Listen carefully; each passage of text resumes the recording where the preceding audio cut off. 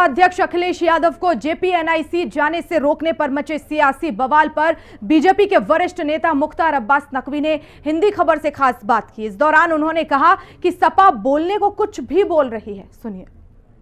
भारत की राजनीति है और राजनीति में किसी भी मामले को लेकर बयानबाजी या अंकुश ना लगाया जाए तो शायद राजनीति का शब्द ही समझ में नहीं आता है।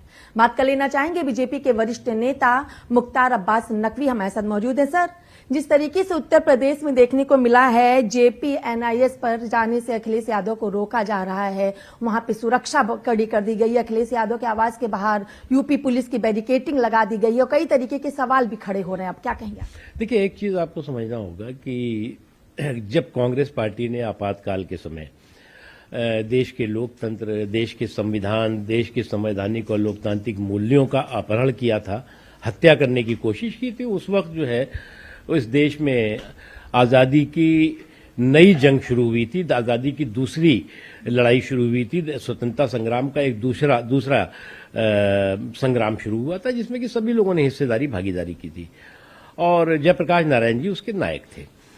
तो इस उनकी पुण्यतिथि हो या कोई भी ऐसा अवसर हो जिसमें कि जयप्रकाश नारायण जी को श्रद्धा सुमन अर्पित करने की के जुनून और जज्बे के साथ कोई भी जाता है तो उसको रोकने का कोई सवाल ही नहीं पैदा होता। लेकिन ये भी कहा जा रहा है कि जरूर अंदर खाने कुछ ऐसा हो रहा है, तभी इसीलिए अपने से जो है वो आप अपने दिमाग से कुछ सोचने लगी तो उसका तो कोई इलाज नहीं है। जी, कांग्रेस में जिस तरीके से हरियाणा में हार हुई है तो कहा जा रहा है कि जो हमेशा से ईवीएम पर सवाल खड़े करते थे, अब हो रहा जब तक कोई सबूत ना हो ईवीएम पर सवाल नहीं खड़े करेंगे और एक कमेटी का गठन करके पूरी तरीके से जांच। कांग्रेस पार्टी की प्रॉब्लम ये है कि इनके घर में घमंडिया घमासान चल रहा था और उसका ठीकरा जो है वो मशीन के व्यवधान पर फोड़ने की कोशिश हो रही। तो अपने घर का घमंडिया घमासान ठीक करिए।